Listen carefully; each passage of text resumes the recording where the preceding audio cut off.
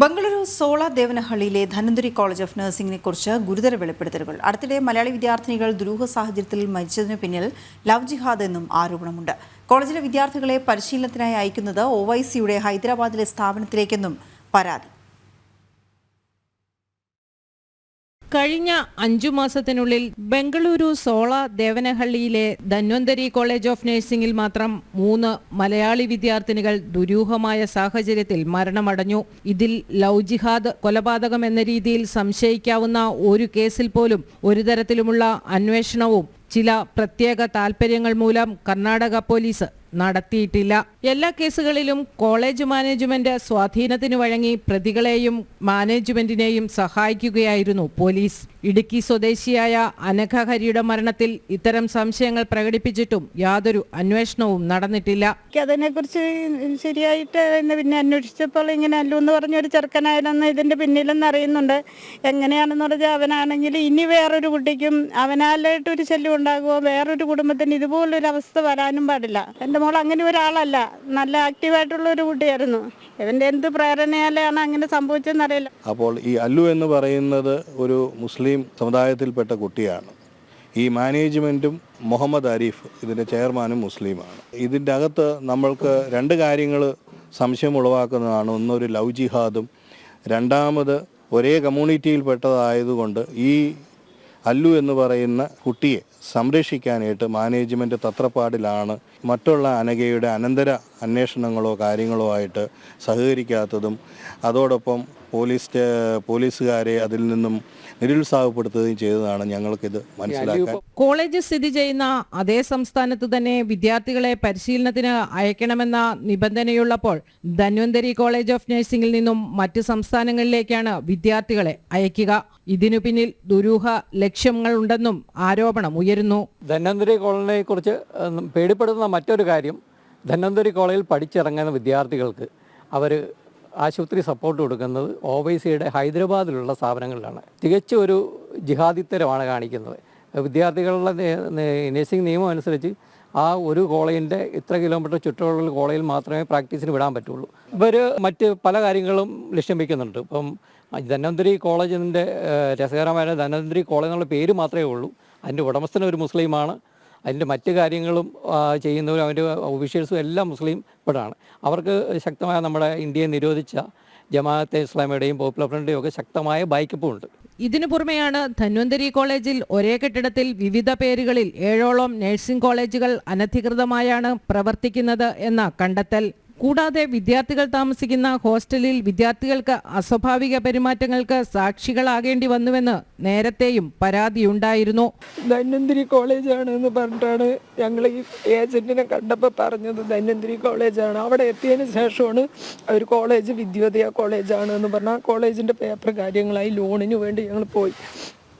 ഇപ്പോൾ ലോണ് നമുക്ക് കിട്ടിയിട്ടില്ല. 6 മാസം കഴിഞ്ഞ് അവിടെ നാളെ എപ്പോഴും പറയും, അമ്മ ഇതിൻ്റെ മുകളിൽ ആരൊക്കെയോ വന്നിട്ട് അവിടെ വലിയ ബഹളങ്ങൾ, രാത്രിയിൽ കുട്ടികളെ പേടിപ്പിക്കൽ, അവിടെ ഭയങ്കരമായി അവൾക്ക് ഇരിക്കാനുള്ളൊരു ബുദ്ധിമുട്ട്. കോളേജിനെ പറ്റി നല്ലൊരു അഭിപ്രായവും ഇല്ല. ഇവിടെ നിങ്ങൾ ഉദ്ദേശിക്കുന്ന സ്ഥലമല്ലമ്മ. കർണാടക ഗവൺമെൻറ് പറഞ്ഞാൽ നമ്മളിവിടെ ചത്താൽ പോലും അവരൊന്നും നമുക്ക് ഒരിതും കിട്ടില്ലമ്മ. അവിടെ അങ്ങനെയുള്ള ഒരു രീതിയിലുള്ള സ്ഥലമാണ്.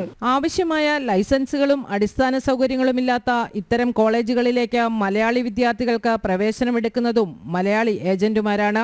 ഈ ഇടനിലക്കാരാണ് വിദ്യാർത്ഥികളെ നിയമവിരുദ്ധ പ്രവർത്തനങ്ങളിലേക്ക് നയിക്കുന്നത് എന്നും പരാതിയുണ്ട്. ജനം, കൊച്ചി. ബീന റാണി ചേരുന്നുണ്ട് വിവരങ്ങളുമായി. ബീന, ഈ വിഷയത്തിൽ എന്തൊക്കെ കൂടുതൽ വിവരങ്ങൾ ചേർത്ത് വയ്ക്കാനുണ്ട്?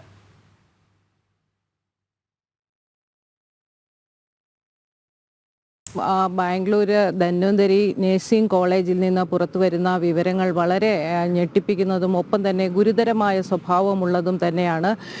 അടുത്തിടെ ഏതാണ്ട് 5 മാസത്തിനിടയിൽ 5 വിദ്യാർത്ഥികളാണ് ഈ കോളേജിൽ ദുരൂഹ സാഹചര്യത്തിൽ മരണപ്പെടുന്നത്. അത് പലതും തന്നെ പെട്ടെന്ന് അസുഖമുണ്ടായതായി വീട്ടുകാരെ അറിയിക്കുകയും അവിടെ ചെല്ലുമ്പോൾ അത് ആത്മഹത്യയായിരുന്നു എന്ന രീതിയിൽ ഇവരോട് അറിയിക്കുകയുമാണ് ചെയ്യുന്നത്.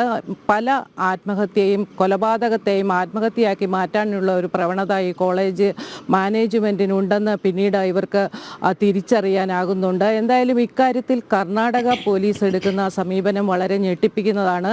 ഈ മാതാപിതാക്കൾ കുട്ടികളുടെ അസുഖ വിവരം അറിഞ്ഞ് അവിടെ എത്തുമ്പോൾ അവർ മരിച്ചതായി അറിയിക്കുകയും വീണ്ടും ഇതുമായി ബന്ധപ്പെട്ട അന്വേഷണത്തിനായി പോലീസിനെ സമീപിക്കുമ്പോൾ തികച്ചും നിരുത്തരവാദപരമായ ഒരു സമീപനവും ഇവരോട് കടുത്ത അവഗണനയുമാണ് കാട്ടിയിട്ടുള്ളത്.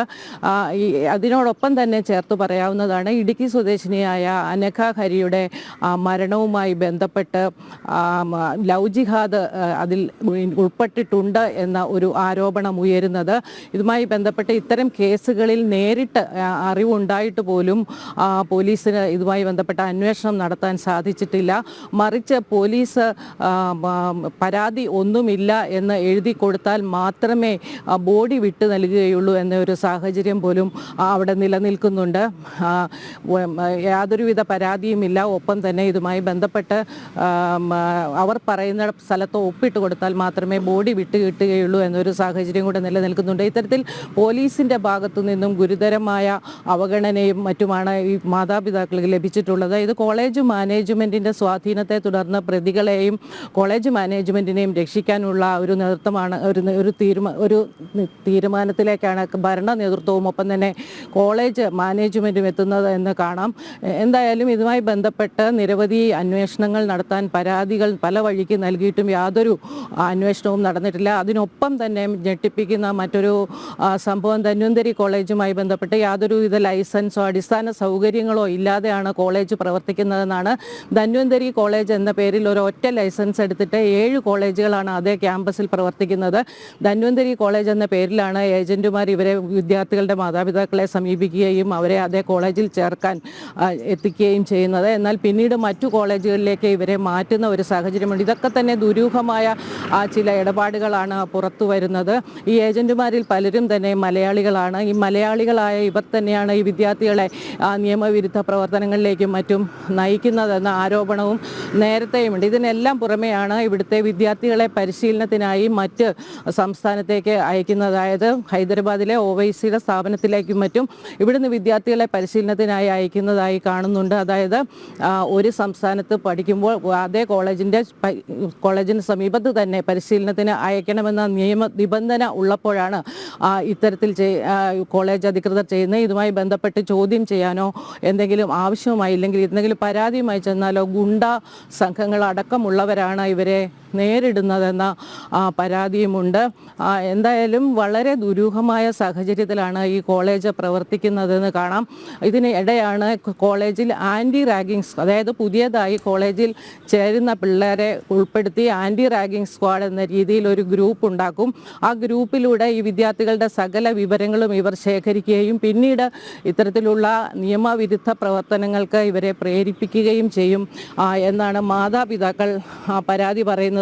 അതോടൊപ്പം തന്നെ കോളേജിൽ പല അസ്വാഭാവിക സംഭവങ്ങളും നടന്നതായി, കോളേജ് ഹോസ്റ്റലിലും മറ്റും അസ്വാഭാവിക സംഭവങ്ങൾ നടന്നതായി കുട്ടികൾ മാതാപിതാക്കളെ അറിയിച്ചിട്ടുള്ളതായും പറയുന്നു.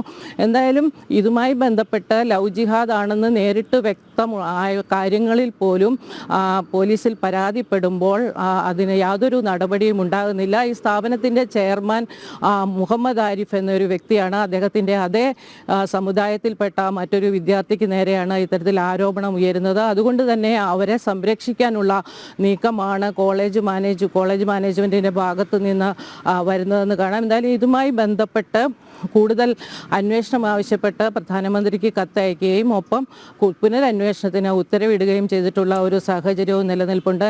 എന്തായാലും വലിയ കടബാധ്യതകൾ, അതായത് വീട് പണയപ്പെടുത്തിയും ഒപ്പം തന്നെ വിദ്യാഭ്യാസ വായ്പ എടുത്തും മറ്റുമാണ് കുട്ടികളെ മാതാപിതാക്കൾ ബാംഗ്ലൂരുള്ള ഇത്തരം കോളേജുകളിലേക്ക് അയക്കുന്നത്. തിരിച്ച് അവർക്ക് ജീവനറ്റ ശരീരങ്ങളാണ് തിരിച്ചു കിട്ടുന്നത് എന്ന വലിയൊരു ദുഃഖ സത്യം കൂടി ഇതിന് പിന്നിലുണ്ട്. ധന്വന്തരി കോളേജ് ഓഫ് നഴ്സിംഗിനെ പറ്റി നേരത്തെയും ഇതുപോലെയുള്ള പരാതികൾ വന്നിട്ടുണ്ട്. അതുമായി ബന്ധപ്പെട്ട് കൂടുതൽ അന്വേഷണത്തിന് പോലീസോ ഭരണ നേതൃത്വമോ തയ്യാറാകാത്തതാണ് വീണ്ടും ഇത് അവിടെ തന്നെ തുടരാൻ കാരണം. ഓക്കെ, ശരി ബീന.